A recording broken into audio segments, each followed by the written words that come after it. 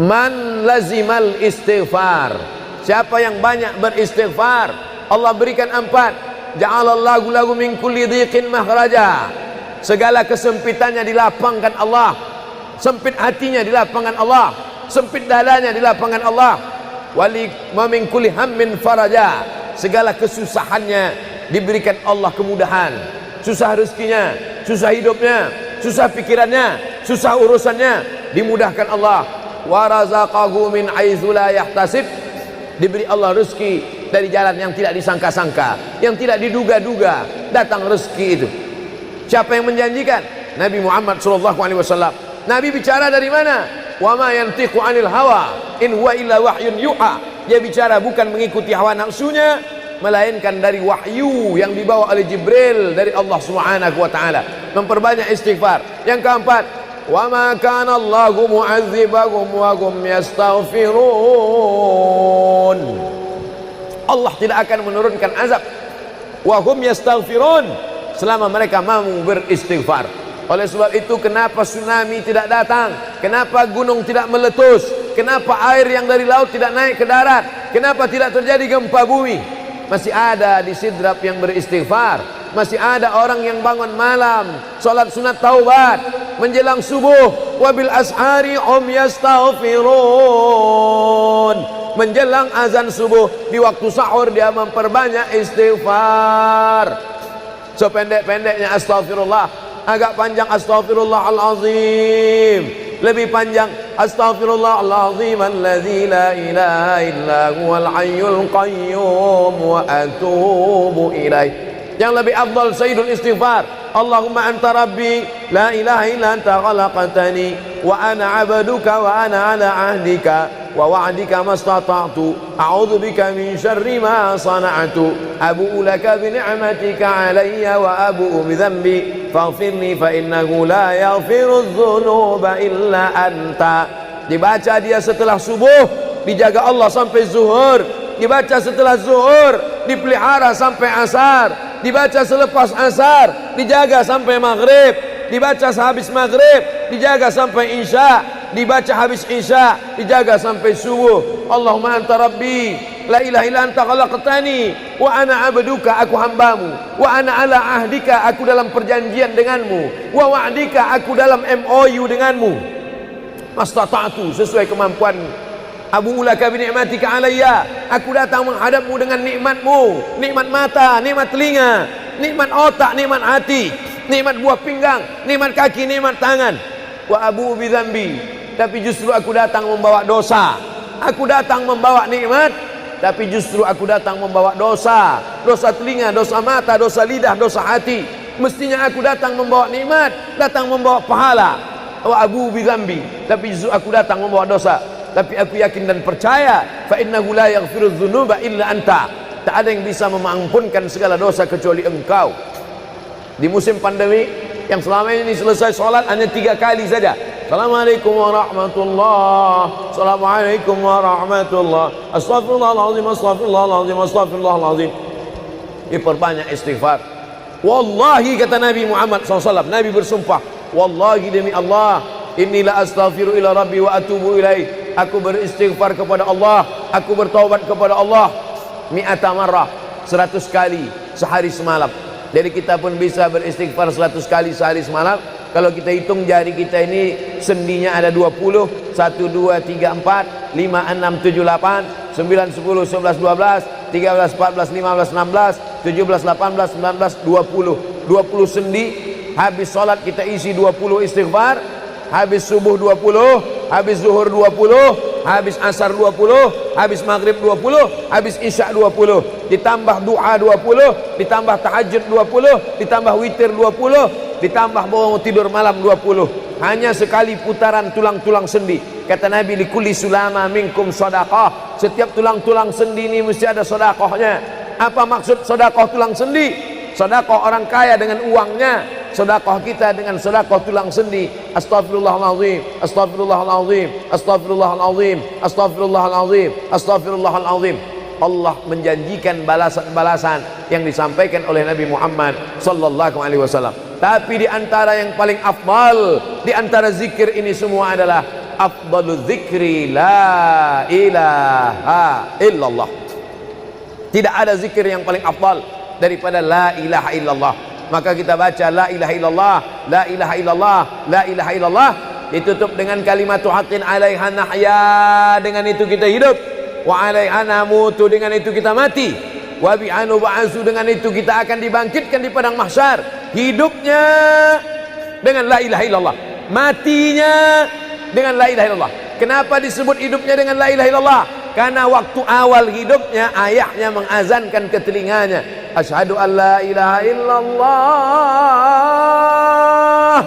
Itulah makna alaiha nahya, dengan itu kita hidup. Kenapa disebut alaiha namutu, dengan itu kita mati? Karena matinya ditalqinkan ke telinga sebelah kanan, la ilaha illallah. Matinya pun dengan la ilaha illallah. Wa bi'anu ba'su, nanti dia dibangkitkan di padang mahsyar juga dengan kalimat la ilaha illallah. Tapi jangan lupa, orang yang hanya berkata la ilaha illallah tidak diakui Islamnya. Orang yang hanya berkata la ilaha illallah tidak diterima amalnya sebelum dia sepasang dengan Muhammadur Rasulullah. Oleh sebab itu maka solawat, apalagi hari ini hari Jumat, Sayyidul Ayyam, kata Nabi, perbanyaklah solawat pada hari Jumat. Allahumma salli ala Sayyidina Muhammad wa ala ali Sayyidina Muhammad. Allahumma salli ala Sayyidina Muhammad wa ala ali Sayyidina Muhammad. Allahumma salli ala Sayyidina Muhammad wa ala ali Sayyidina Muhammad. Khusus pada hari Jumat.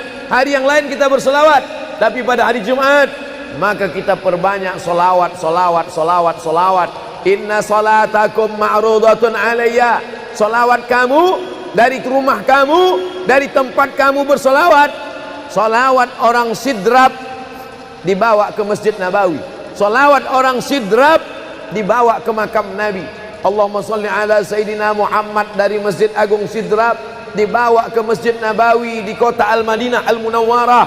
Lalu kemudian sahabat bertanya, kaifa salatuna ma'rudatun alaika wa qad arimta? Bagaimana salawat kami dibawa ke makammu padahal engkau sudah mati, meninggal dunia? Bukankah orang yang mati itu tidak hidup? Bukankah orang mati itu dimakan cacing tanah?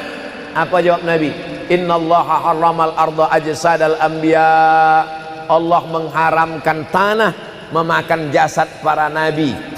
Jadi sahabat Nabi itu rasional, sahabat Nabi itu berpikir, sahabat Nabi itu bukan hanya diam, sahabat Nabi itu bukan hanya nerima saja, sahabat Nabi itu bertanya, bagaimana mungkin salawat kami bisa dibawa ke makammu padahal kau sudah mati dimakan cacing tanah? Nabi menjawab, innallaha harramal arda ajsadal anbiya. Allah mengharamkan tanah memakan jasad para nabi. Hari Jumat, pagi Jumat, petang Jumat, malam Jumat, memperbanyak salawat lebih daripada hari biasanya. Allahumma salli ala Sayyidina Muhammad wa ala ali Sayyidina Muhammad. Membaca surat Al-Kahfi. Man qara'a surat Al-Kahfi yaumal jumu'ati. Siapa yang membaca surat Al-Kahfi hari Jumat, pagi Jumat, siang Jumat, sore Jumat, malam Jumat, adha'a lahu min nur. Allah berikan dia cahaya, pencerahan, terang pandangannya, terang matanya, terang pikirannya, terang hatinya. Kalau sudah gelap, kita suntuk. Makanya anak kecil tidak boleh mati lampu. Kalau ada anak kecil malam mati lampu, napasnya bisa sesak. Kenapa sesak? Sempit dadanya. Itu maknanya kalau Allah kasih kita terang cahaya karena membaca surat Al-Kahfi hari Jumat. Tapi jangan sampai menyuruh orang baca surat Al-Kahfi, ternyata yang ceramah ini belum baca surat Al-Kahfi. Bacalah surat Al-Kahfi. Ustaz sudah baca. Oh, saya ngajak aja. Enggak. Sebelum ceramah saya baca dulu. Malam Jumat, tadi malam. Habis sholat tahajud, duduk, baca surat Yasin, baca surat Al-Kahfi. Supaya waktu menyampaikannya plong. Karena kalau kita hanya menyuruh saja tidak mengamalkannya, terasa di dalam hati. Bacalah surat Al-Kahfi. Pembohong. Oleh sebab itu saya mengajak, tapi saya sudah baca duluan. Man qara'a surat Yasin lailatal Jum'ah. Siapa yang membaca surat Yasin malam, tidak hanya malam Jumat. Man qara'a Yasin fi lailatin, tak ada disebut malam Jumat. Siapa yang baca surat Yasin pada suatu malam, malam Senin, malam Selasa, malam Rabu, malam Kamis, malam Ahad, malam Jumat, ghufira lahu, asbaha maghfuran lah. Waktu subuh dia sudah diampunkan Allah. Adapun surat Al-Kahfi tadi malam, malam Jumat, pagi Jumat, siang Jumat, sore Jumat, sampai nanti sebelum matahari tenggelam. Dan dari salat asar sampai matahari tenggelam, waktu mustajab untuk berdoa, didoakan segala kebaikan-kebaikan. Sayyidul ayyam, induk dari segala hari. Berapa banyak orang amat sangat ingin hidup di hari ini tapi meninggal kemarin sore. Berapa banyak amat sangat ingin hidup di bulan ini tapi sudah didahului oleh ajal, janji kepada Allah Subhanahu wa taala. Jangan ada sedetik pun waktu yang sia-sia, yang kosong hampa tanpa kita isi dengan amal kepada Allah Subhanahu wa taala. Man shalla alayya salatan, siapa yang bersolawat satu kali, sallallahu alaihi biha asyra, Allah balas 10 kebaikan. Huttan anhu asyara sayiat, ditutupi 10 kesalahan. Wa rufi'at lahu asyara darajat, dinaikkan 10 darajat tingkatan kemuliaan. Satu kali salawat 10 dosa diampunkan, 10 kebaikan pahala dituliskan, 10 derajat kemuliaan diangkat, dinaikkan di hadapan Allah Subhanahu wa taala. Oleh sebab itu maka hari ini kita perbanyak selawat, pertemuan selawat, berjumpa dengan orang berselawat. Dan kita memang melakukan tradisi-tradisi itu. Ketika ada orang mau menikah berselawat, anaknya akikah berselawat, acara walimah berselawat, khatib khutbah Jumat kalau tidak berselawat batal Jumatnya. Orang yang sedang sholat kalau dia tidak berselawat, menurut mazhab Syafi'i batal sholatnya. Orang yang berdoa kalau tidak berselawat, doanya tergantung tidak dikabulkan Allah. Majlis kita kalau tidak ada selawat, maka majlis itu berubah menjadi majlis antanajifah, majlis mangkai, majlis busuk, majlis berbau. Oleh sebab itu tidak ada cara lain menolak ini semua adalah dengan cara bersolawat, solawat dan solawat. Itu poin yang ketiga. Poin yang keempat, di antara menjauhkan kita dari bala ini, tolak bala ini adalah shadaqatus sirri tadfa'u mitatassu. Sedekah menolak bala, mati su'ul khatimah. Makanya dulu kita ada istilah sedekah tolak bala. Sedekah menolak musibah, sedekah menolak bencana, sedekah menolak wabah. Oleh sebab itu maka yang selama ini biasa bersedekah kepada anak yatim, biasanya menyambut Ramadan, jangan lagi tunggu bulan Ramadan, datangi rumah anak yatim, makan mereka, sembako beras mereka, masukkan ke dalam karung 10 kilo, gula sekilo, minyak sekilo, susu saset, ikan sarden, masukkan, berikan. Ini dengan niat menolak segala musibah, segala bencana, segala wabah. Orang-orang yang mati itu kalau dia ditanya Allah Subhanahu wa taala, hai mayit, hai orang yang mati, seandainya ku kasih kau hidup lagi, mau apa tidak? Mereka amat sangat ingin hidup. Apa kata mereka? Kami ingin hidup. Laula akhartani ila ajalin qarib, kasihlah kami hidup ya Allah qarib, sebentar, sekejap, semenit, sedetik saja. Kalau aku kasih kau hidup, kau mau apa? Kata Allah. Mereka menjawab, dalam Al-Quran diceritakan, laula akhartani ila ajalin qarib, kalau kau kasih aku hidup walaupun sedetik saja, fa as-saddaqa, aku mau bersedekah ya Allah. Kenapa orang mati itu tidak berkata, kasih aku hidup sedetik saja, aku mau haji dan umrah? Tidak ada. Kasih aku sedetik saja, aku mau pergi berjihad? Tidak. Kasih aku sedetik saja, aku mau sholat sepanjang malam? Tidak. Mereka mengatakan, fa as-saddaqa, aku mau bersedekah. Mengapa orang mati itu kalau dihidupkan mau bersedekah? Dijawab oleh para ulama, karena haji dan umrah balasannya nanti setelah hisab masuk surga. Al-hajjul mabrur, haji yang mabrur, laisa lahu jaza illal jannah, balasannya surga. Tapi sedekah balasannya sudah didapatkan ketika dikubur. Begitu mati masuk kubur langsung dapat balasan sedekah. Itulah makanya kata Nabi, idza matal insan, kalau manusia mati, inqata'a, putus amalnya. Tapi ada yang tak putus, shadaqatun jariyah, sedekah yang mengalir. Belum bangkit dari kubur, belum padang mahsyar, belum hisab, belum timbangan amal, belum meniti titian siratal mustaqim, balasannya sudah nampak. Itu kehebatan sedekah dibandingkan amal yang lain. Oleh sebab itu sedekah ini luar biasa. Shadaqatus sirri tadfa'u mitatassu, sedekah menolak mati su'ul khatimah, sedekah menolak bala. Man lazimal istighfar, siapa yang banyak beristighfar, Allah berikan 4. Ja'alallahu lahu min kulli dhiqin makhraja, segala kesempitannya dilapangkan Allah, sempit hatinya dilapangkan Allah, sempit dadanya dilapangkan Allah. Wali wa min kulli hammin faraja, segala kesusahannya diberikan Allah kemudahan, susah rezekinya, susah hidupnya, susah pikirannya, susah urusannya dimudahkan Allah. Wa razaqahu min haitsu la yahtasib, diberi Allah rezeki dari jalan yang tidak disangka-sangka, yang tidak diduga-duga datang rezeki itu. Siapa yang menjanjikan? Nabi Muhammad SAW. Nabi bicara dari mana? Wa ma yantiqu 'anil hawa in huwa illa wahyun yuha. Dia bicara bukan mengikuti hawa nafsunya, melainkan dari wahyu yang dibawa oleh Jibril dari Allah Subhanahu wa taala. Memperbanyak istighfar. Yang keempat, wa ma kana Allahu mu'adzibahum wa hum yastaghfirun. Allah tidak akan menurunkan azab wa hum yastaghfirun selama mereka mau beristighfar. Oleh sebab itu, kenapa tsunami tidak datang? Kenapa gunung tidak meletus? Kenapa air yang dari laut tidak naik ke darat? Kenapa tidak terjadi gempa bumi? Masih ada di Sidrap yang beristighfar. Masih ada orang yang bangun malam, salat sunat taubat menjelang subuh. Wabil ashari yastaghfirun. Menjelang azan subuh, di waktu sahur dia memperbanyak istighfar. Sependek-pendeknya astaghfirullah, agak panjang astaghfirullahalazim, lebih panjang astaghfirullahalazim alladzi la ilaha illa huwal hayyul qayyum wa atubu ilaih. Yang lebih afdal sayyidul istighfar, Allahumma anta rabbi la ilaha illa anta khalaqtani wa ana 'abduka wa ana 'ala 'ahdika wa wa'dika mastata'tu a'udzu bika min syarri ma sana'tu abu'u laka bi ni'matika 'alayya wa abu'u bi dhanbi faghfirli fa innahu la yaghfiru dzunuba illa anta. Dibaca dia setelah subuh, dijaga Allah sampai zuhur. Dibaca setelah zuhur, dipelihara sampai asar. Dibaca selepas asar, dijaga sampai maghrib. Dibaca sehabis maghrib, dijaga sampai isya.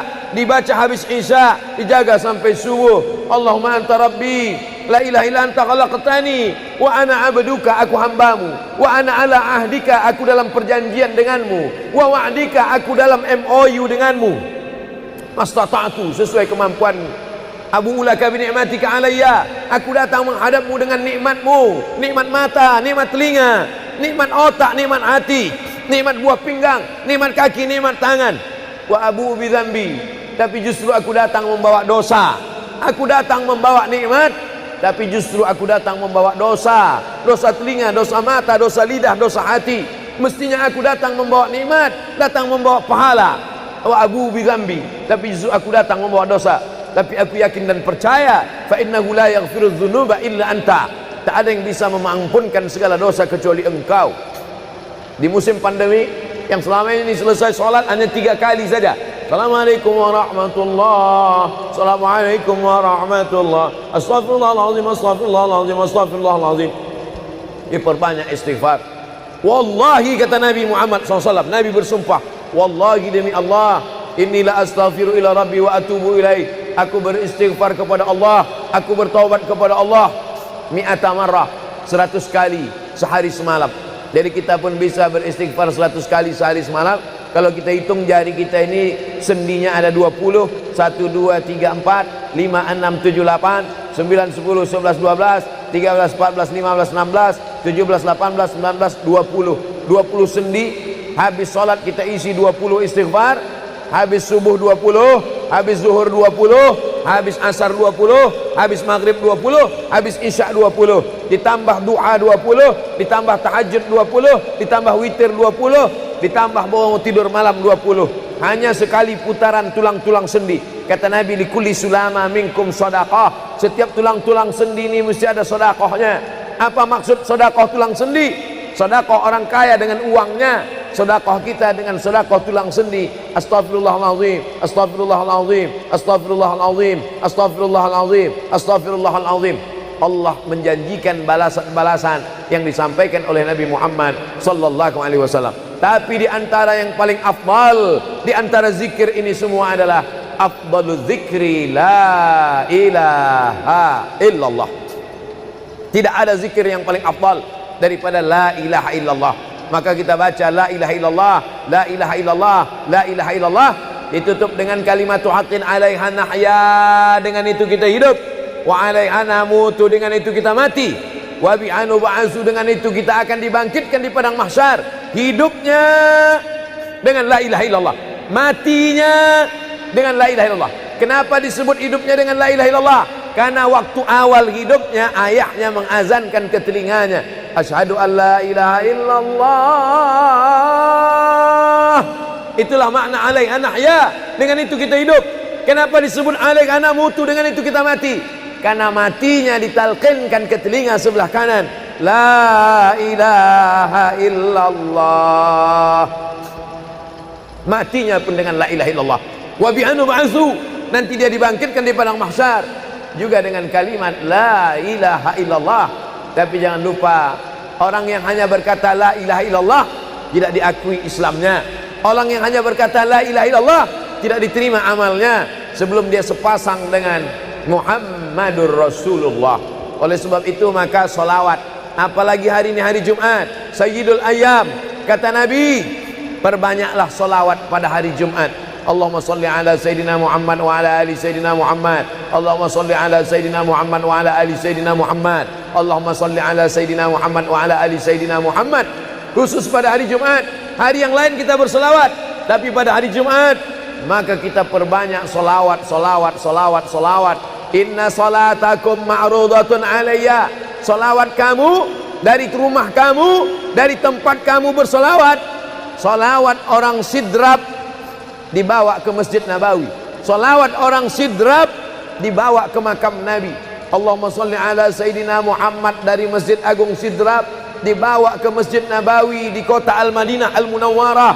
Lalu kemudian sahabat bertanya, kaifa salatuna ma'rudatun alaika wa qad arimta? Bagaimana salawat kami dibawa ke makammu padahal engkau sudah mati, meninggal dunia? Bukankah orang yang mati itu tidak hidup?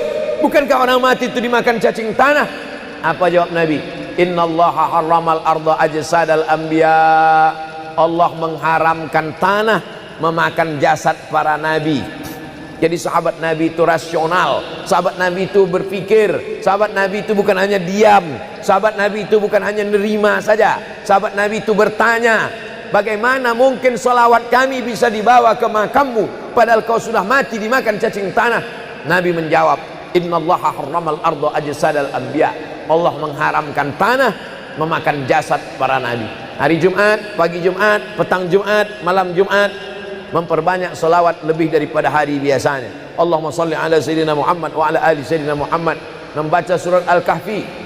Man qara'a surat Al-Kahfi yaumal jumu'ati. Siapa yang membaca surat Al-Kahfi hari Jumat, pagi Jumat, siang Jumat, sore Jumat, malam Jumat, adha'a lahu min nur. Allah berikan dia cahaya, pencerahan, terang pandangannya, terang matanya, terang pikirannya, terang hatinya. Kalau sudah gelap, kita suntuk. Makanya anak kecil tidak boleh mati lampu. Kalau ada anak kecil malam mati lampu, napasnya bisa sesak. Kenapa sesak? Sempit dadanya. Itu maknanya kalau Allah kasih kita terang cahaya karena membaca surat Al-Kahfi hari Jumat. Tapi jangan sampai menyuruh orang baca surat Al-Kahfi, ternyata yang ceramah ini belum baca surat Al-Kahfi. Bacalah surat Al-Kahfi. Ustaz sudah baca. Oh, saya ngajak aja. Enggak. Sebelum ceramah saya baca dulu. Malam Jumat, tadi malam. Habis sholat tahajud, duduk, baca surat Yasin, baca surat Al-Kahfi. Supaya waktu menyampaikannya plong. Karena kalau kita hanya menyuruh saja tidak mengamalkannya, terasa di dalam hati. Bacalah surat Al-Kahfi. Pembohong. Oleh sebab itu saya mengajak, tapi saya sudah baca duluan. Man qara'a surat Yasin lailatal Jum'ah. Siapa yang membaca surat Yasin malam, tidak hanya malam Jumat. Man qara'a Yasin fi lailatin, tak ada disebut malam Jumat. Siapa yang baca surat Yasin pada suatu malam, malam Senin, malam Selasa, malam Rabu, malam Kamis, malam Ahad, malam Jumat, ghufira lahu, asbaha maghfuran lah. Waktu subuh dia sudah diampunkan Allah. Adapun surat Al-Kahfi tadi malam, malam Jumat, pagi Jumat, siang Jumat, sore Jumat, sampai nanti sebelum matahari tenggelam. Dan dari salat asar sampai matahari tenggelam, waktu mustajab untuk berdoa, didoakan segala kebaikan-kebaikan. Sayyidul ayyam, induk dari segala hari. Berapa banyak orang amat sangat ingin hidup di hari ini tapi meninggal kemarin sore. Berapa banyak amat sangat ingin hidup di bulan ini tapi sudah didahului oleh ajal, janji kepada Allah Subhanahu wa taala.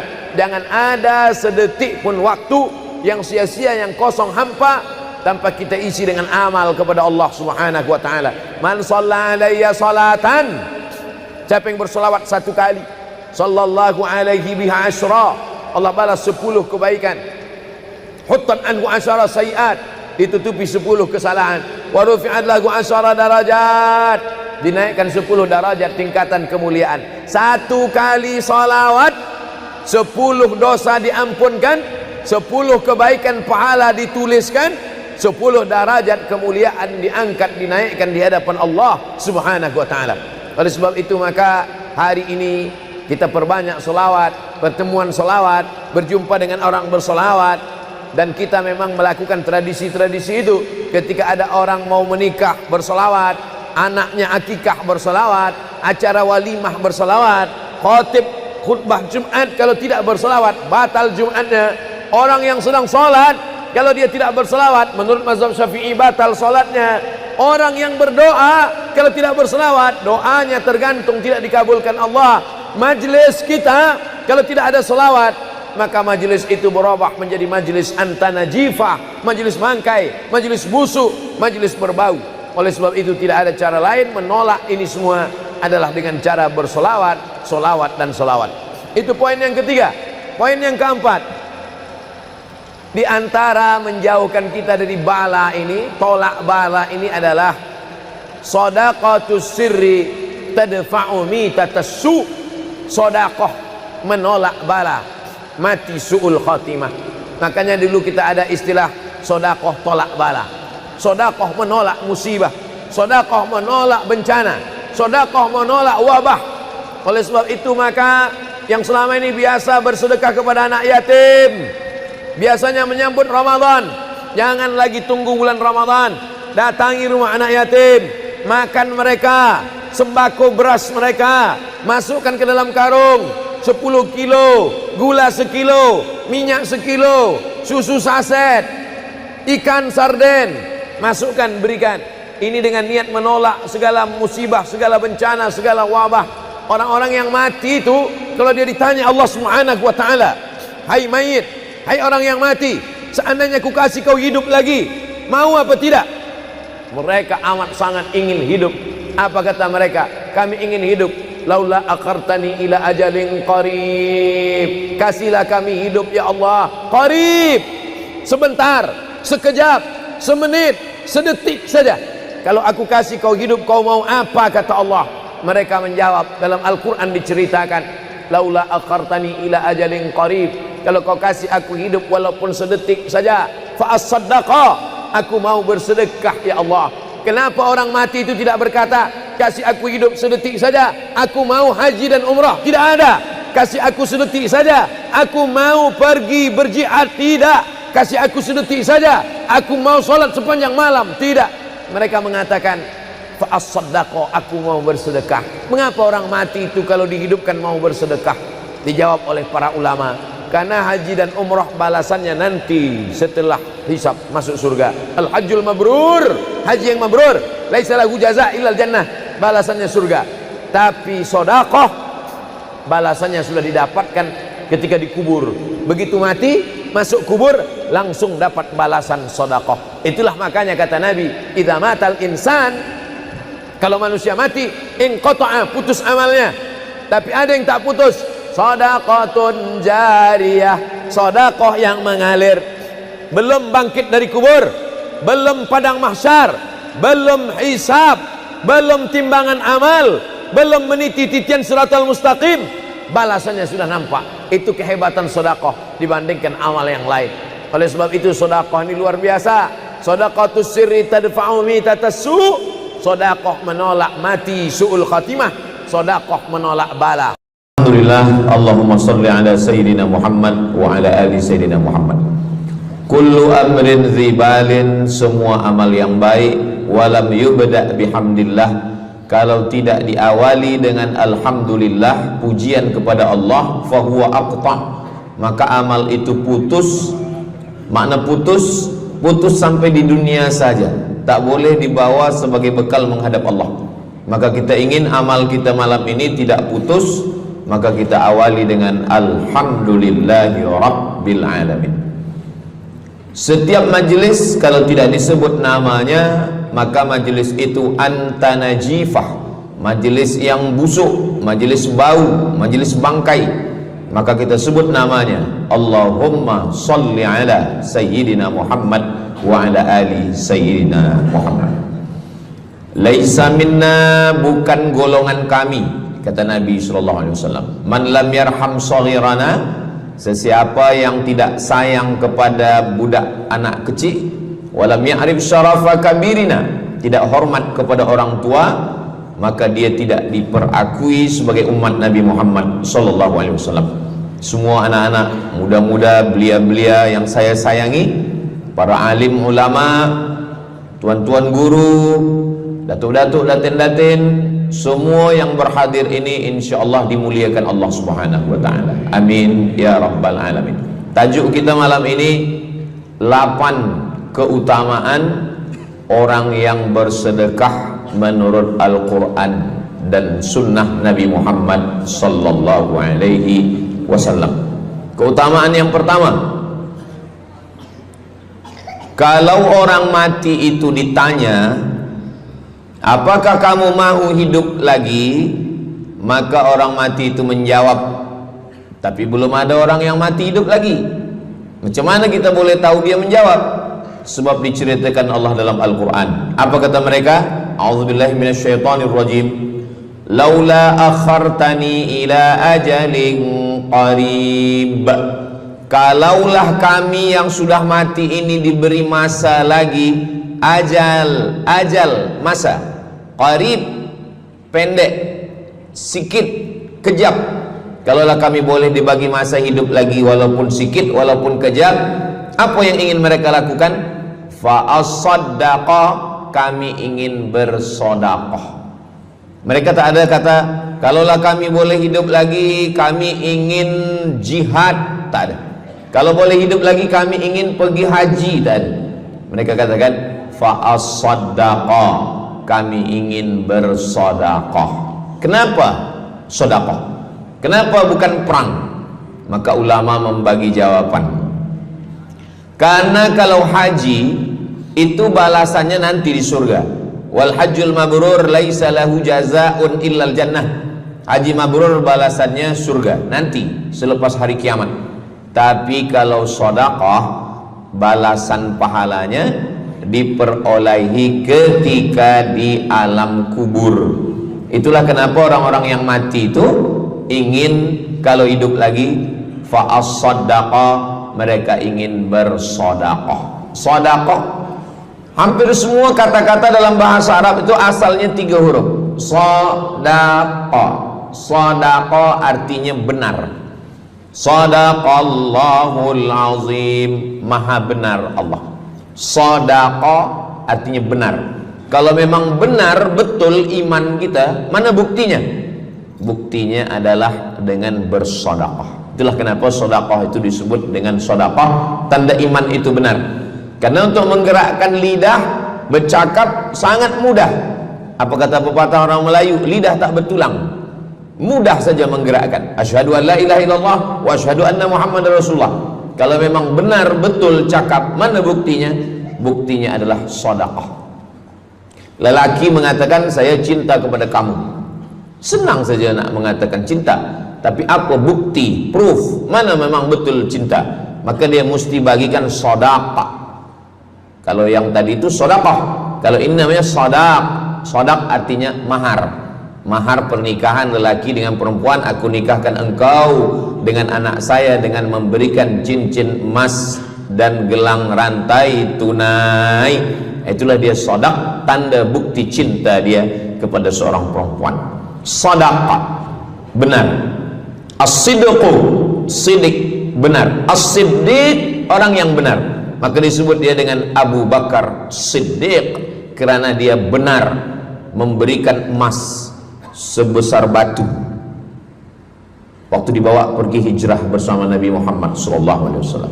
Maka dia disebut dengan Siddiq kerana dia benar imannya dengan memberikan sedekah. Tapi ada makna siddiq yang lain, ketika yang lain mendustakan Nabi, tak percaya kepada Isra Mi'raj, dialah orang yang percaya, maka disebut dia dengan Siddiq.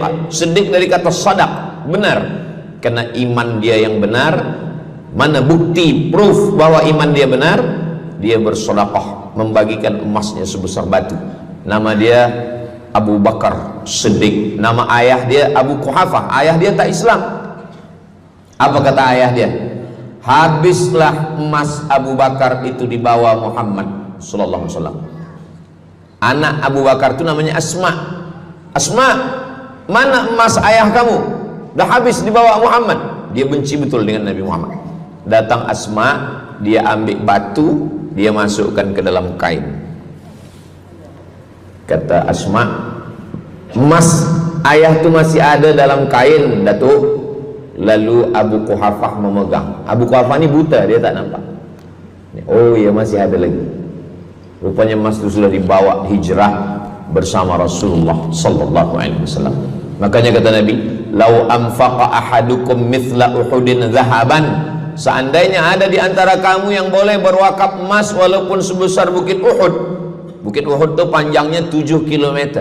Seandainya ada di antara kamu yang boleh berwakaf emas sebesar Bukit Uhud, itu tak sampai setengah tapak tangan Sayyidina Abu Bakar Siddiq. Kenapa?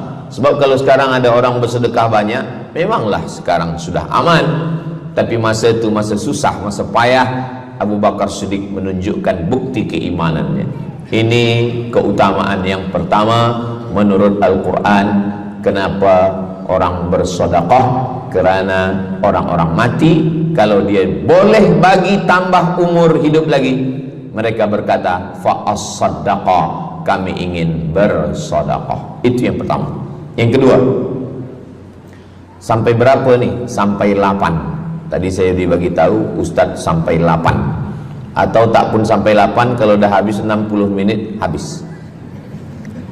Yang kedua, idzas sama'um fatarat, langit terbelah, wa idzal kawakibun tasarat, planet bertembung, berjatuhan, wa idzal biharu fujirat, lautan diletupkan, tsunami namanya, wa idzal quburu bu'thirat, semua yang dikubur dibangkitkan.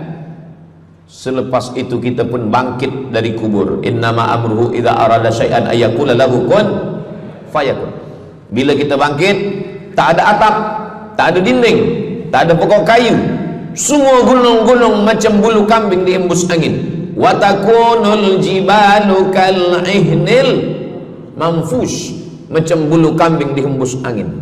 Di mana kita bernaung? Di mana kita berlindung? Kata Nabi sallallahu alaihi wasallam.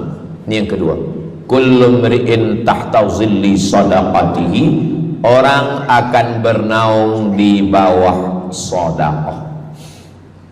Bukan bernaung di bawah haji, bukan bernaung di bawah sembahyang, bukan bernaung di bawah puasa, tapi tempat bernaung atap adalah sedekah. Tapi jangan sebab kita kaji sedekah malam ni, esok subuh tak sembahyang. Awak tak sembahyang, kita bernaung di bawah sedekah. Betul, memang bernaung di bawah sedekah, tapi tiangnya sembahyang. As-salatu imaduddin, sembahyang, salat itu adalah tiang daripada agama. Maka tempat kita berlindung, tempat kita bernaung nanti adalah sedekah. Ada yang tenggelam kerana peluh saking panasnya, ada yang tenggelam kerana peluh sampai ke lutut, ada sampai ke pinggang, ada sampai ke leher, ada yang tenggelam habis. Tapi ada orang yang merasa sejuk, selesa. Kenapa? Kullu mri'in tahta zilli sadaqatihi, orang akan bernaung di bawah sedekah. Orang-orang yang membina masjid, macam mana mahalnya masjid, jutaan ringgit, maka ketika dia mati menghadap Allah Subhanahu wa taala, semua kepanasan, semua terik matahari sejengkal dari ubun-ubun kepala, tapi ada orang yang tahta zilli sadaqatihi, dia akan bernaung di bawah sedekah. Mudah-mudahan panjang umur, Allah bagi kita rezeki supaya kita boleh bernaung di bawah sedekah kita nanti insyaallah. Kita masa siang 12 jam, malam 12 jam, tapi di akhirat nanti khamsin alfasanah, 50.000 tahun, belum tentu lagi diputuskan di pengadilan Allah Subhanahu wa taala.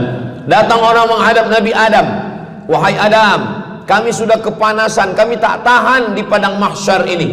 Kata Nabi Adam, saya malu menghadap Allah. Dulu kata Allah, la taqraba hadhihi syajarah, jangan dekati pokok kuldi, fatakuna minaz zalimin, nanti engkau jadi orang zalim. Fa azallahumas syaitan, tapi digoda syaitan. Lalu kemudian Nabi Adam bertaubat. Doa yang paling tua doa Nabi Adam, Rabbana zalamna anfusana wa illam taghfir lana wa tarhamna lanakunanna minal khasirin. Datang mereka menghadap kepada Nabi Nuh. Cepatlah Nabi Nuh menghadap kepada Allah supaya diputuskan mahkamah ini. Kata Nabi Nuh, saya malu menghadap Allah. Anak saya Kan'an, masa saya panggil, ya bunayya, wahai anak saya Kan'an, irkam ma'ana, ayo mari naik ke atas perahu sampan ayah. Apa kata Kan'an? Sa'awi ila jabali ya'simuni minal ma, saya naik sampan, saya naik ke atas bukit, saya akan selamat. Rupa-rupanya hujan 40 hari 40 malam, tenggelam. Kita belum lagi 40 hari 40 malam, baru 2 hari buaya dah naik ke jalan. Macam mana 40 hari 40 malam? Maka saat itu, saat anaknya Kan'an akan tenggelam, apa kata Nabi Nuh? Ya Rabbi, ya Allah, inna bni min ahli, itu anakku ya Allah. Allah marah. Apa kata Allah? Innahu laisa min ahlik, dia bukan anakmu. Innahu amalun ghairu salih, karena amal dia tak baik. Nabi Nuh malu menghadap Allah. Datang mereka kepada Nabi Musa alaihissalam. Kata Nabi Musa, saya pun malu menghadap Allah kerana perbuatan Bani Israel, umat saya jahat. Mereka datang menghadap Nabi Isa. Kata Nabi Isa, saya malu menghadap Allah kerana mereka menyembah saya selepas saya meninggalkan mereka. Pada akhirnya mereka datang menghadap Sayyidina wa Maulana wa Syafi'ina Muhammad sallallahu alaihi wasallam. Hanya Nabi Muhammad lah yang berani menghadap Allah. Sebab apa? Sebab dia umatnya. Maka walaupun kita umat yang paling kecil, umur paling pendek, badan paling tidak bertenaga, tapi kita adalah umat yang pertama nanti yang akan diputuskan perkara, dan kita adalah umat yang pertama akan masuk ke dalam surga Allah Subhanahu wa ta'ala. Maka banyak mereka yang ingin menjadi umat Nabi Muhammad. Bahkan Nabi Musa pun ingin menjadi umat Nabi Muhammad sallallahu alaihi wasallam. Masa Umar bin Khattab datang membawa lembaran-lembaran Taurat, Nabi berkata, apa itu wahai Musa? Taurat. Nabi Muhammad SAW memanggil, mari Taurat. Lalu Nabi Muhammad mengkoyak. Apa kata Nabi? Lau kana Musa hayyan ma wasa'ahu illa iyattabi'ani. Kalaulah Musa masih hidup, dia pasti akan ikut saya. Dan itu betul pada peristiwa Isra dan Mi'raj. Nabi jadi imam, Nabi Musa jadi makmum, Nabi Isa jadi makmum, Nabi Ibrahim jadi makmum, semua nabi-nabi jadi makmum. Imamnya adalah Sayyidina wa Maulana Muhammad sallallahu alaihi wasallam. Jadi keutamaan yang kedua, kita bernaung di bawah sedekah. Yang ketiga, sadaqatus sirri tutfi'u ghadabar rabbi kama yatfa'ul ma'an nar. Sedekah memadamkan api neraka seperti air yang memadamkan api. Kita kalau nampak api, mudah-mudahan kita selamat daripada terbakar, amin. Lalu kemudian datang api, kita padamkan dengan air. Lalu kemudian macam mana memadamkan api neraka? Air sebanyak apa yang boleh memadamkan? Maka kata Nabi SAW, keutamaan yang ketiga adalah sadaqatus sirri tutfi'u ghadabar rabbi, sedekah memadamkan api neraka. Jadi kalau kita dulu banyak silap, banyak salah, banyak dosa. Kullu bani Adam, semua manusia ini khata'un, semua pernah salah, pernah mabuk, pernah berzina, pernah minum khamar, pernah berjudi. Kalaupun dia tidak buat dosa yang zahir, pernah hasad, pernah dengki, busuk hati. Maka ketika itu macam mana memadamkan murka Allah dengan istighfar, memadamkan dengan sembahyang, solat, sunat, taubat? Ada satu cara lagi. Dengan cara apa? Memadamkannya dengan sedekah. Tudfi'u ghadabar rabbi, memadamkan murka marah Allah subhanahu wa ta'ala, padam dengan sedekah. Tapi tentu saja sedekah yang ikhlas kerana Allah subhanahu wa ta'ala. Datang seorang yang sudah banyak dosa menghadap Nabi, menghadap pendeta Yahudi. Wahai pendeta Yahudi, saya ini banyak salah, banyak dosa. Saya sudah membunuh 99 orang. Apakah mungkin Tuhan mengampunkan dosa saya? Kata pendeta Yahudi, Tuhan tidak mengampuni dosa kamu kerana kamu sudah membunuh. Dia cabut pisau dia. Kalau begitu, kamulah yang ke-100. Dia dah bunuh 99. Itu maka saya takut juga kalau datang orang, Ustaz Somad, apakah Allah mengampuni dosa saya? Apa dosa kamu? Membunuh orang. Ayo Allah ampunkan dosa. Faqtulu anfusakum, bunuhlah diri kamu. Surat Al-Baqarah. Bunuhlah diri kamu. Fataba alaikum, Allah menerima taubat kamu dengan membunuh diri. Sebab Bani Israel minta ampun kepada Allah bukan dengan istighfar, minta ampun kepada Allah bukan dengan sembahyang taubat. Bani Israel kalau dia minta ampun kepada Allah dulu zaman Nabi Musa, dia ambil pedang, dia ambil parang panjang, dia cari orang yang sama-sama berdosa. Saya ada dosa, saya cari tuan-tuan yang ada dosa. Tuan ada dosa? Ada. Kita nak bertaubat? Ya, ayo kita. Nanti kita sama-sama cincang. Nanti tuan cincang saya cincang tuan. Kita sama-sama mati, baru Allah ampunkan dosa. Faqtulu anfusakum, bunuhlah diri kamu. Fataba alaikum, Allah menerima taubat kamu.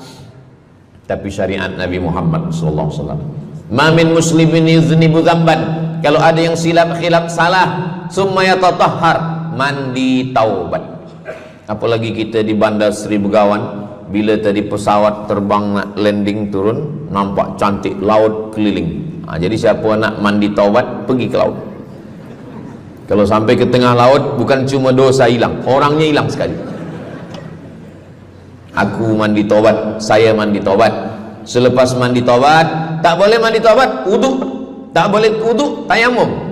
Selepas itu sembahyang sunat taubat. Usolli sunnatat taubat raka'ataini lillahi ta'ala.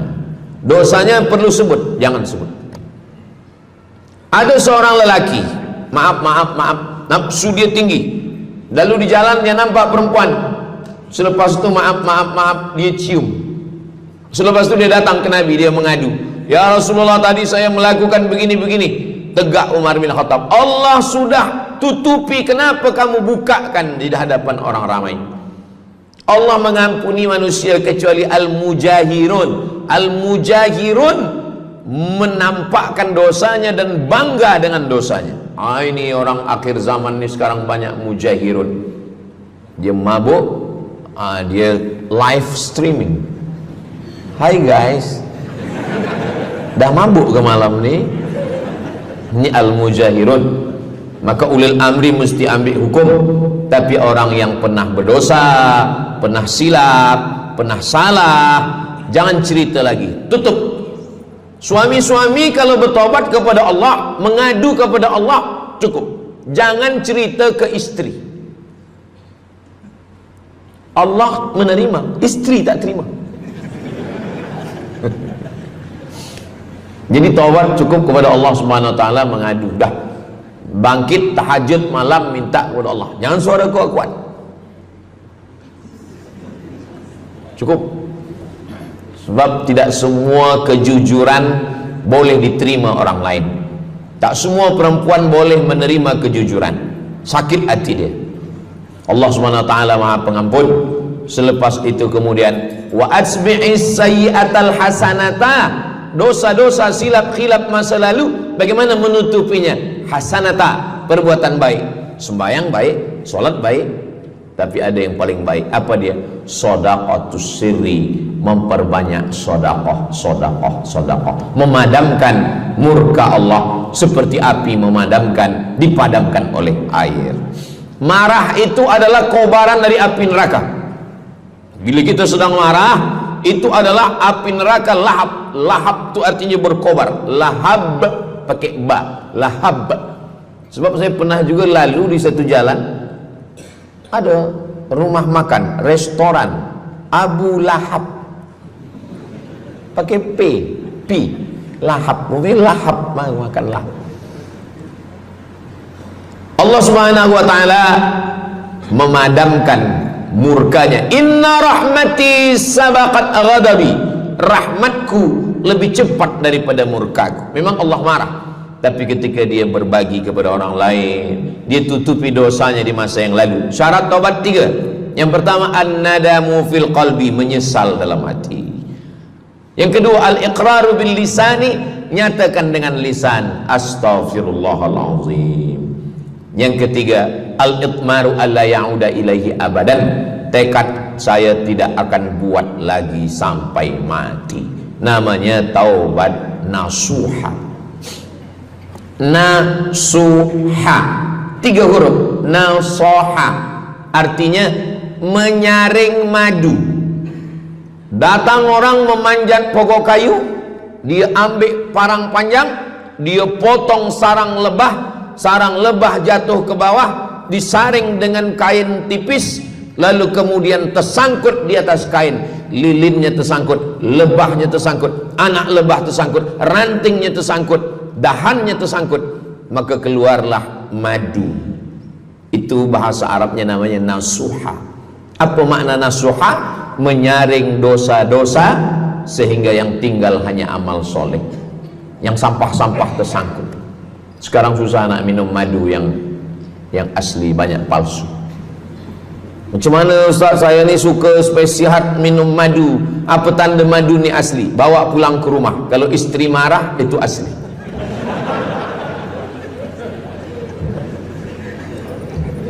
Yang keempat, ini jangan diingat, lupakan.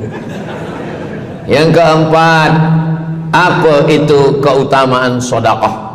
Kata Nabi sallallahu alaihi wasallam, as-sadaqatu, sedekah itu tadfa'u mitatas su', menolak mati su'ul khatimah. Tak ada guna amal elok baik kalau mati dalam keadaan su'ul khatimah. Kita selalu berdoa, Allahumma khtim lana bihusnil khatimah. Maka cara untuk menolak mati su'ul khatimah ini adalah dengan cara sedekah. Banyak orang mati husnul khatimah, bukan ulama, meninggal di dalam Masjidil Haram sedang pakai ihram, selepas tawaf di belakang makam Ibrahim ketika sedang sujud terakhir. Itulah mati yang paling indah. Dalam wudhu sedang sembahyang, di sujud terakhir dalam tanah haram, dalam Masjidil Haram, di belakang makam Ibrahim. Meninggal, dibawa jenazah balik. Orang datang bertanya kepada ibunya, dia masih pemuda belia, apakah dia ulama? Dia bukan ulama. Kenapa dia mulia betul? Apakah dia pernah perang ke Palestina? Tidak. 2-3 hari selepas itu datang satu perempuan membawa budak kecil. Kamu siapa? Kami adalah orang yang tiap bulan dapat kiriman beras, minyak dan makanan dari pemuda ini. Saya maaf, seorang janda, ini anak-anak saya, dan dia selalu bagikan uang dia untuk makankan. Jadi nanti kalau ada orang meninggal, tiba-tiba selepas itu datang janda membawa anak, itu tanda husnul khatimah. Sebab dia belum nikah, dia masih lajang. Allah ingin menunjukkan bahwa kalau engkau berbuat sedekah, maka Allah Subhanahu wa taala memberikan keutamaan husnul khatimah. Bukan setakat diselamatkan dari su'ul khatimah, tapi mendapatkan husnul khatimah. Ada seorang dari Maghribi, dari Maroko, Mesir, Libya, Tunisia, Algeria, Maghribi. Orang Maghribi ini bermimpi. Dalam mimpinya dia berjumpa dengan Nabi Muhammad SAW. Kata Nabi, engkau pergi ke Saudi Arabia, cari di kampung ini, nanti engkau jumpai seorang pemuda, sampaikan salamku kepada dia, katakan dia penghuni surga. Malam pertama mimpi, iya ke? Tidak ke? Jangan-jangan syaitan. Tak betul. Malam kedua mimpinya sama. Engkau pergi ke Saudi Arabia, datangi kampung ini, jumpai seorang pemuda namanya si fulan, bagi tahu ke dia, salamku untuk dia, sampaikan kepada dia bahwa dia penghuni surga. Nah, 2 kali. Ini udah agak kuat. Tunggu 3 kali, sampai 3 malam mimpinya sama. Akhirnya orang Maghrib ini terbang dari Casablanca sampai ke Jeddah. Dari Jeddah dia cari kampung yang disebut dalam mimpi, sampai itu dia cari pemuda. Adakah di kampung ini seorang pemuda namanya si fulan? Betul. Dia tengok biasa saja, bukan ulama, bukan macam Musa Abdul Somad. Tak mungkin mimpi salah 3 kali betul-betul. Lalu disampaikan kepada dia, fulan, saya 3 malam bermimpi Rasul SAW menyampaikan salam kepada engkau, Assalamualaikum. Kata Nabi, engkau adalah penghuni surga. Dia pun terkejut. Saya bukan ulama, saya orang biasa. Apa amal kamu? Sembahyang saya biasa saja, puasa sunat saya biasa saja.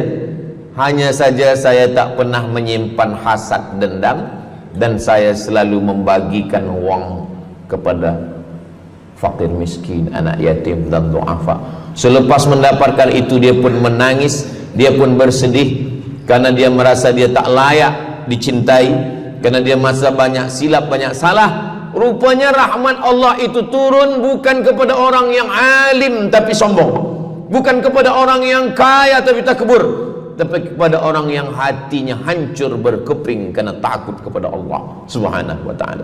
Selepas itu dia pun meninggal dalam keadaan husnul khatimah setelah mendapatkan janji dari Rasulullah sallallahu alaihi wasallam. Apa maknanya? Bahwa kalau kita tak boleh sembahyang sampai tegak lutut bengkak, kalau kita tak tergolong orang yang rajin puasa sunat berhari-hari, kalau kita bukan orang yang kuat berjihad fisabilillah, maka carilah satu pintu. Pintu itu bernama babus sedekah. Karena banyak yang sudah melaluinya dan mereka dimuliakan Allah, diselamatkan daripada su'ul khatimah. Yang ke berapa? Kelima. Saya sebetulnya ingat, saya nak cuba aja. Kalau jamaah masih ingat, itu maknanya mereka masih konsen lagi, masih sedar. Kalau dah terserah Ustaz lah nama berapa, kami pun dah tak balik dalam. Yang kelima, dawu mardakum bis sadaqah. Yang kelima, dawu mardakum bis sadaqah, obati orang yang sakit di antara kamu dengan sedekah. Datang seorang lelaki yang lututnya bernanah menemui Imam Abdurrahman ibnu Mahdi. Wahai Imam Abdurrahman bin Mahdi, lutut saya ni bernanah tak sihat-sihat. Kata Imam Abdurrahman bin Mahdi, saya ingat satu hadis Rasulullah, dawu mardakum bis sadaqah. Cuba engkau cari kampung yang di kampung itu tak ada air, kamu buat perigi. Perigi di kampung saya namanya perigi. Lalu dia pun pergi ke kampung yang tak ada air, dia galikan perigi. Selepas itu sehari, 2 hari, 3 hari, sepekan, sebulan, lutut dia sihat kering. Dia datang lagi kepada Imam Abdurrahman ibnu Mahdi. Alhamdulillah Imam Abdurrahman ibnu Mahdi, lutut saya sudah sihat. Apa hubungan lutut dengan sedekah? Rupanya setiap orang yang mengambil air untuk minum, untuk berwudu, untuk mandi, untuk memasak, selepas itu mereka berdoa, ya Allah, berikanlah kebaikan kepada orang yang sudah membagikan air ini. Ad-du'a silahul mu'min, doa senjatanya orang beriman. Kisah ini ada dalam kitab Sa'ah wa Sa'ah, Ajaib wa Taraif. Semua ada saatnya. Beberapa kisah-kisah yang ajaib diceritakan oleh Syekh Abu Amr al-Misri dalam judul buku Sa'ah wa Sa'ah Gharaib wa Taraib. Sudah diterjemahkan ke dalam bahasa Melayu, judulnya Semua Ada Saatnya. Nama penerjemahnya Abdul Somad. Boleh dicari di google.com. Semua ada saat. Lalu kemudian saya sampaikan hadis ini di masjid. Dawu mardakum bis sadaqah. Obatilah orang yang sakit di antara kamu dengan sedekah. Selepas itu saya turun dari masjid, saya pergi ke kereta, di parking, datang seorang jamaah. Memang yang Ustaz sampaikan tadi betul. Kata saya, memang betul. Takkan saya sampaikan tak betul? Apa maksud awak? Betul. Istri saya kena sakit kista sebesar duit di dalam, maaf, rahim dia. Kata doktor, ini mesti diambil, kalau tidak dia makin besar makin besar. Tapi kalau diambil, dicabut, operate, nanti akan, maaf cakap, tercabut rahim sekali. Dan kalau rahim tercabut, maka nanti tidak boleh mengandung. Mendengar itu istrinya menangis, suaminya tersenyum. Yang senyum budak kecil pula. Lalu kemudian rupanya istri dia tahu tentang hadis Nabi, dawu mardakum bis sadaqah, obatilah orang yang sakit dengan bersedekah. Maka dia pun bersedekah, bersedekah, bersedekah, bersedekah. Selepas itu mereka pergi lagi medical check up ke hospital. Sampai di hospital dicek USG, rupanya kista itu makin kecil, kecil, kecil, kecil dan hilang. Doktor tu pula bertanya balik, awak makan apa? Saya makan nasi, kata dia. Minum apa? Minum teh tarik. Saya amalkan hadis Nabi Muhammad SAW, dawu mardakum bis sadaqah. Kata doktor, awak tak perlu operate, dan ini tidak perlu dibelah, dan rahim awak masih boleh mengandung. Istrinya tersenyum, lakinya pula menangis. Begitulah Allah Subhanahu wa ta'ala.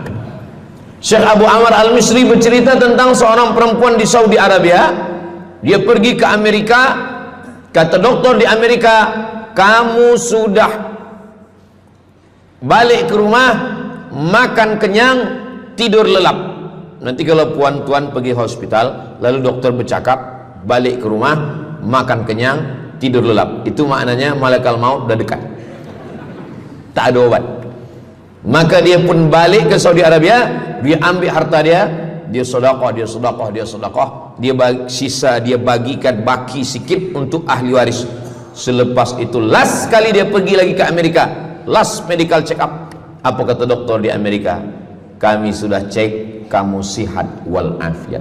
Banyak sekali orang-orang yang diberikan Allah Subhanahu wa taala keutamaan dengan sedekah, mukjizat, bahwa Nabi SAW sudah meninggal dunia, tapi mukjizatnya masih ada sampai akhir zaman ini. Di antaranya adalah dawu mardakum bis sadaqah, obatilah orang yang sakit di antara kamu dengan bersedekah. Yang ketujuh,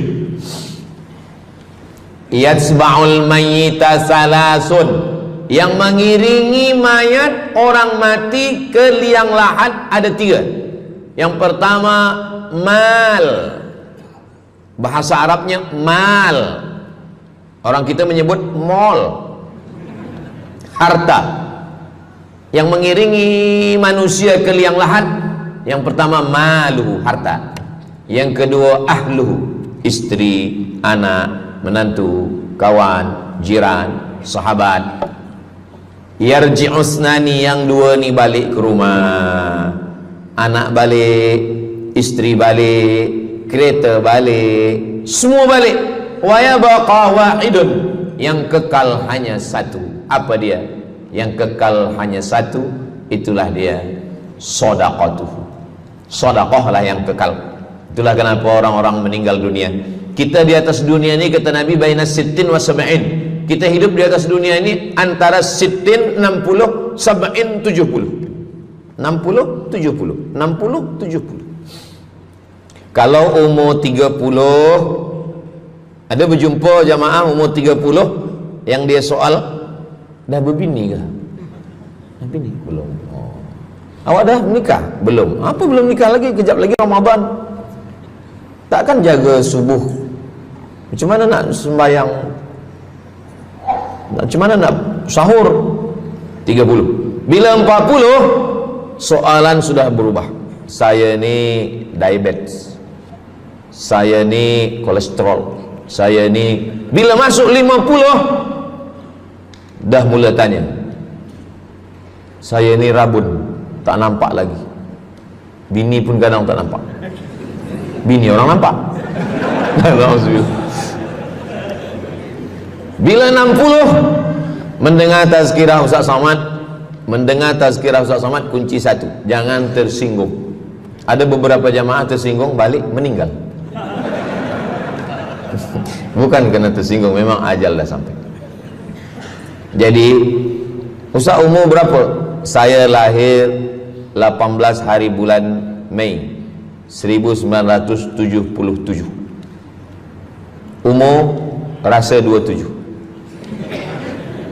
Umur ini bukan masalah angka, tapi masalah rasa.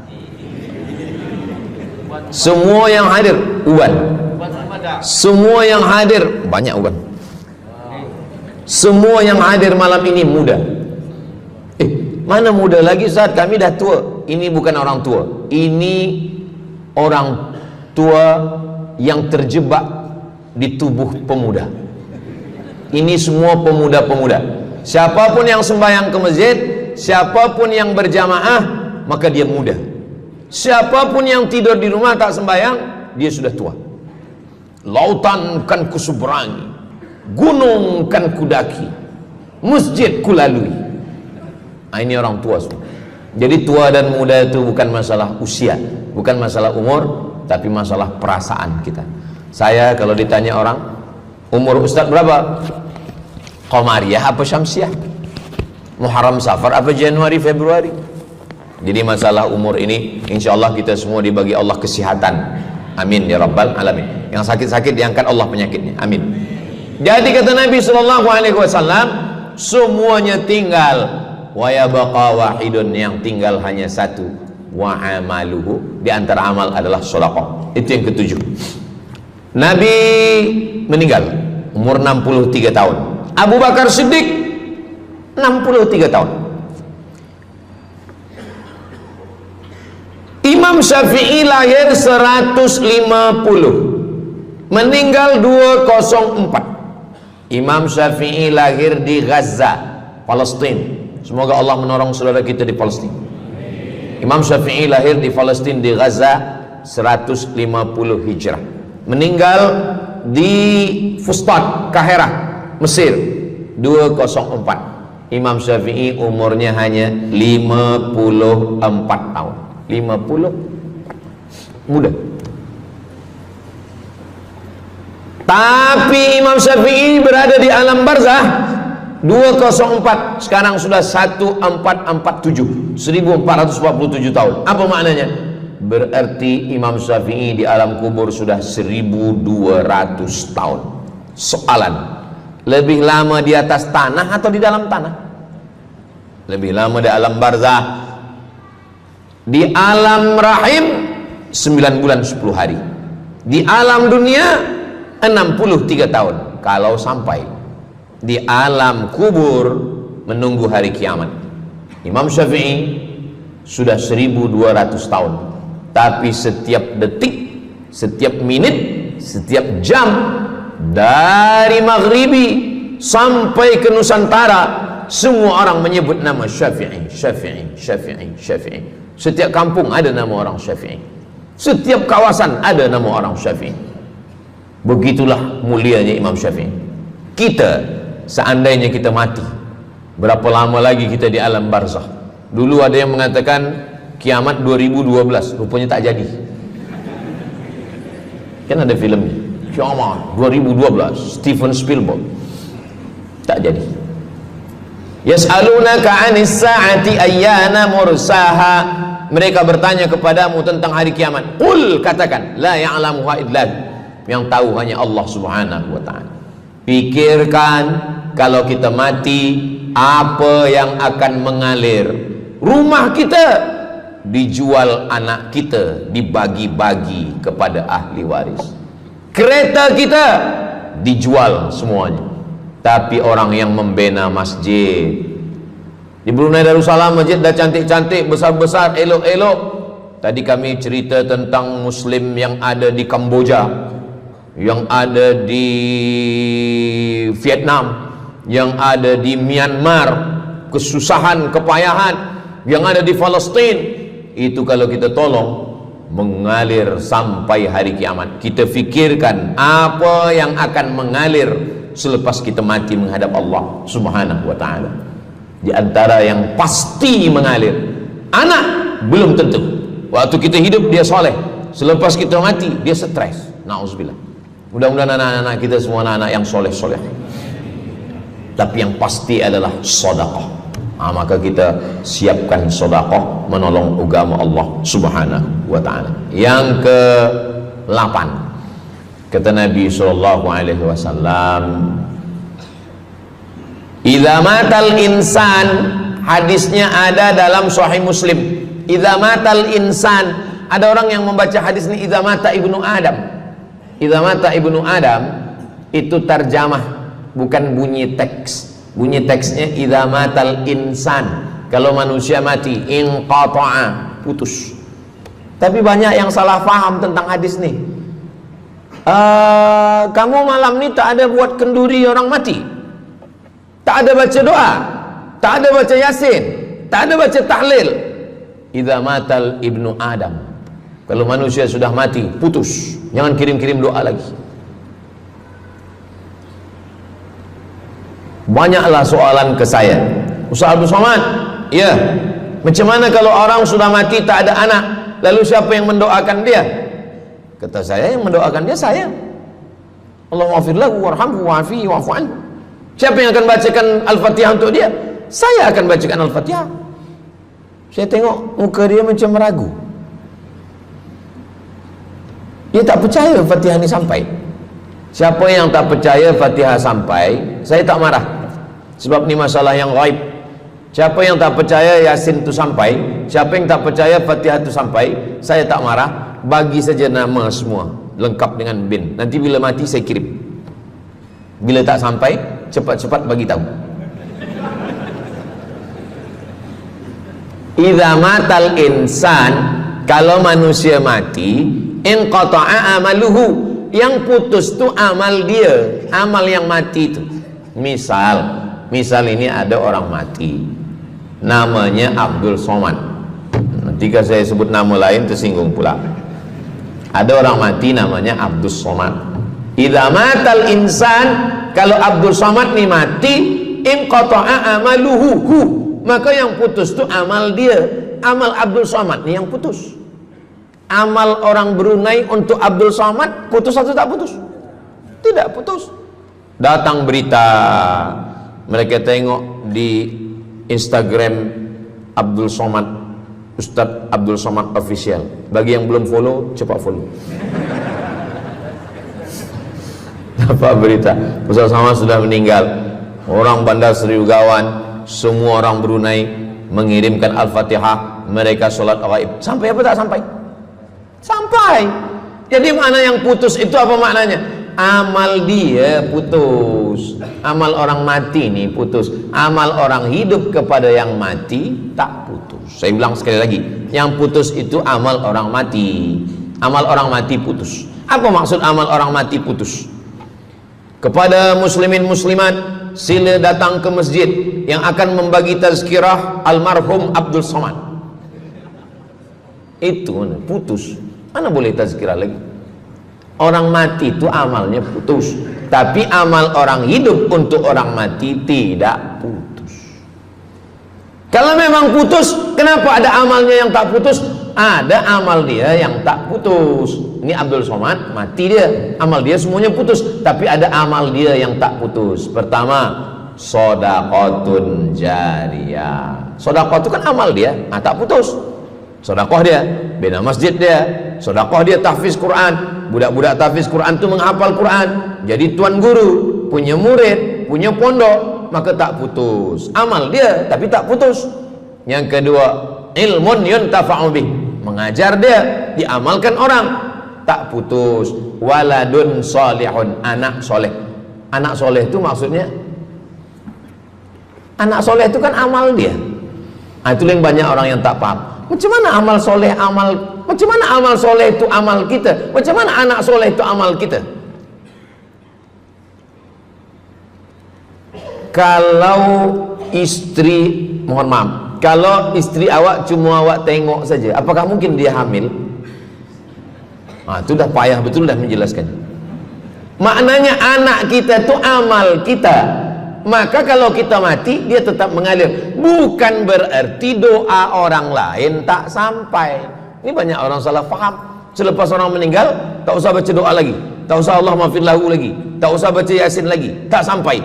Maksud putus itu amal orang mati itu putus. Kalaulah putus amal orang hidup kepada orang mati, tak ada salat jenazah.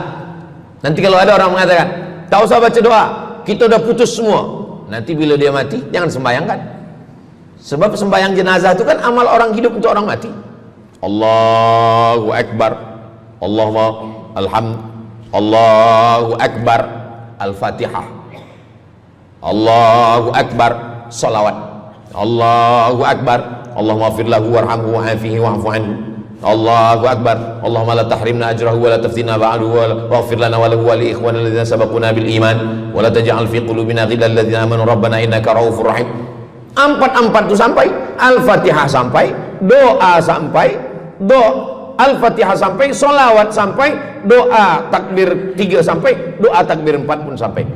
Itu maknanya amal orang hidup sampai, tapi amal orang mati putus. Apakah orang mati itu tetap beramal? Orang mati tetap beramal, tapi katanya putus. Yang putus itu amal wajib. Sholat wajib, tak wajib lagi. Puasa wajib, tak wajib lagi. Adapun amal yang tak wajib, makanya kalau ada suami yang tak mau amal wajib, suruhlah dia mati. Mana dalil ustadz bahwa orang mati tetap beramal? Waktu Nabi Muhammad SAW Isra Mi'raj, Nabi Isra Mi'raj, Nabi tengok Nabi Musa sholat di dalam kuburnya. Padahal Nabi Musa sudah meninggal. Itu menunjukkan orang meninggal pun beribadah, tapi ibadah dia tidak wajib lagi. Waktu sampai di Masjidil Aqsa, Nabi Ibrahim sholat, Nabi Musa sholat, Nabi-Nabi sholat, padahal mereka sudah meninggal dunia. Itu menunjukkan bahwa orang mati beribadah, tapi ibadahnya tidak wajib. Yang kita wajib ini hanya dari akil baligh sampai kita mati. Siapa yang wajib sembahyang? Akil baligh. Siapa yang wajib puasa? Akil baligh. Siapa yang wajib haji? Akil baligh mampu. Ada orang akil, ada orang baligh tapi tak akil. Umur 15 tahun, 20 tahun, 30 tahun, baligh umurnya sampai tapi tak akil, tak ada akal. Rufi'al qalam, kertas, pena. Pena dia terangkat, tak mencatat. Ada 3 orang yang penanya tak mencatat. Yang pertama, anis sobi hatta yahtalim, budak kecil sampai dia mimpi akil balik. Yang kedua, anin naim hatta yastayqiz, orang tidur sampai dia terjaga. Yang pertama, budak kecil sampai akil balik. Maka kalau nak nakal waktu kecil itulah. Menyesal saya Ustaz, waktu kecil dulu baik-baik. Yang kedua, anin naim hatta yastayqiz, orang tidur sampai dia jaga tidur. Makanya kalau nak buat dosa waktu tidurlah. Ada seorang suami tidur, selepas itu dia terjaga, dia katakan ke istri dia, Adinda, buah hati belayan jiwa, siang dan malam terbayang-bayang, makan tak kenyang, tidur tak lelap. Abang bermimpi malam tadi. Mimpi apa? Mimpi berbini lagi. Kata istri dia, engkau tidur lagi, mimpi lagi, ceraikan dia. Macam mana nak tidur lagi? Begitulah. Tapi perempuan ini tak ada di Brunei, di kampung saya. Sini baik-baik. Orang tidur dia tidak boleh dihukum, sebab mimpi kita tak boleh buat-buat. Anil naim hatta yastayqis, orang tidur sampai dia jaga tidur. Anil majnun hatta yafiq, orang gila sampai sehat. Orang gila tak diambil hukum, tak wajib sembahyang, tak wajib puasa. Itu maka kadang isteri kalau ada lelaki tak sembahyang, abang ni gila ke? Kata, aku tergila-gila dengan kamu sayang. Jadi siapa yang wajib? Macam mana dengan orang yang pikun, hilang ingatan? Hilang ingatan bila dari mula zuhur azan sampai waktu asar habis, ingatan dia hilang, maka dia tak wajib sembahyang. Tapi bila dia ingat sekejap, dia wajib lagi. Itu pula masalahnya Ustaz. Laki saya ni hilang ingatan waktu sembahyang saja. Lepas tu ingat balik berakal. Kata orang kalau sudah tua kita mengalami namanya demensia. Manusia demensia, amnesia. Amnesia tak ingat apa-apa, semua lupa. Itu maka kita bila nak pergi kemana-mana guna helmet, sebab bila kepala ni terantuk lupa. Ada kawan saya, dia hafaz Quran 30 juzuk, ceramah tazkirah kemana-mana, bawa kereta jatuh. Kata dia banyak ayat-ayat yang hilang, maka aku kalau sembahyang ayat pendek-pendek. Kata saya, bang, di kampung saya dulu kalau ada radio yang dah tua yang rosak, itu biasa kita pukul mau elok balik. Cuba antukkan sekali lagi, kata saya. Kata dia, aku takut kalau aku antukkan Fatihah ni pula hilang. Maka Islam ini datang menjaga 5. Pertama, menjaga akal. Tak boleh minum khamar, tak boleh guna khamar, narkotik. Menjaga diri, tak boleh bunuh diri. Menjaga kehormatan, tak boleh menghina orang. Menjaga agama, tak boleh membawa aliran sesat, ateis, tak percaya, kekafiran. Menjaga harta, tak boleh ada mencuri, tak boleh ada dusta, tak boleh ada akad bohong, tak boleh ada tipu, tak boleh ada gharar, tak boleh ada zulm, tak boleh ada ghish. Man ghasyana falaysa minna, siapa yang menipu kami maka dia bukan golongan kami. Jadi berdasarkan 8 keutamaan ini, kalau ingat 8-8-nya alhamdulillah. Tak ingat 8, ingat 7, ingat 6, ingat 5, ingat 4, ingat 3, ingat 2, ingat 1. Satu pun tak ingat, innalillah. Tapi insyaAllah kita boleh ingat semua. Sebab apa? Sebab tazkirah malam ini direkodkan, nanti boleh ditonton ulang di channel Ustaz Abdul Somad Official. Jangan lupa subscribe, like, share, and comment. Jamaah yang dimuliakan Allah Subhanahu Wa Taala, tadi saya mula pukul 8.15, sekarang sudah pukul 8.10. Jadi saya di mana-mana tazkirah memanglah 60 menit. 600 ml, tapi rupanya botolnya kecil. Jadi sebenarnya setengah jam pun cukup. Jadi dari 8 tadi itu semua membagi kita semangat. Kalau ada orang yang mengatakan Islam ini agama yang menyuruh kita tak usahlah berniaga, tak usahlah bertanam kelapa sawit, tak usahlah bertanam kelapa, tak usahlah buka ikan, tak usahlah bertani. Sesungguhnya Islam ini agama yang menyuruh kita berusaha.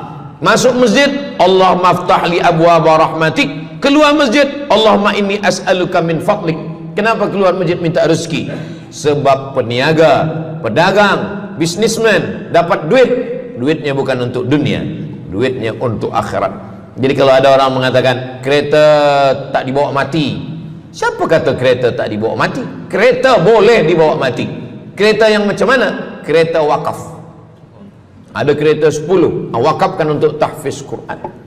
Masa mak saya meninggal, berpesan dia, nanti kalau aku mati, tolong kuburkan aku di samping makam ayahku. Dari tempat saya, rumah saya ke kampung mak saya jauh, 10 jam naik kereta. Hospital tak nak bagi kereta ambulan. Maka selepas itu saya azam dalam diri saya, nanti kalau ada duit kita buatkan kereta wakaf ambulan. Siapapun saja yang sakit meninggal free, Alhamdulillah kami ada yayasan tabung wakaf umat namanya, 2 kereta ambulans sekarang. Siapapun yang sakit free. Naik kereta ni free, syaratnya 2, sakit mati. Alhamdulillah, sesiapa saja datang boleh. Jadi saya rasa sakit hati, dalam hati saya itu saya mesti azamkan, tekadkan ini.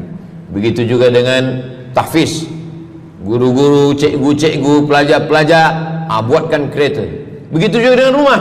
Apa kata orang? Untuk apa bina rumah elok-elok, rumah besar? Rumah tak dibawa mati. Rumah boleh dibawa mati. Rumah yang mana? Rumah tahfiz Quran. Assalamualaikum. Waalaikumsalam. Ustaz Abdul Somad, betul, saya ada rumah Ustaz, 9 bilik, 2 aras, parking lapang. Rumah siapa? Tak tahu. Ini rumah siapa Tuan? Tuan Haji. Rumah saya. Tuan Haji di mana sekarang? Saya di Surabaya, Ustaz Abdul Somad.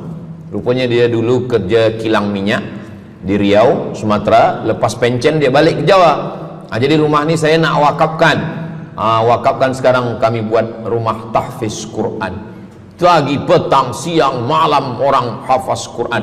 Ini rumah boleh. Jadi kalau ada orang mengatakan tak usahlah cari harta banyak-banyak, harta tak dibawa mati. Harta dibawa mati dengan syarat diwakafkan, diinfakkan, disedekahkan. Yang paling tinggi zakat wajib. Di bawah zakat wakaf. Wakaf mesti ada 4. Orang yang berwakaf, orang yang menerima wakaf, harta yang diwakafkan, ada ijab.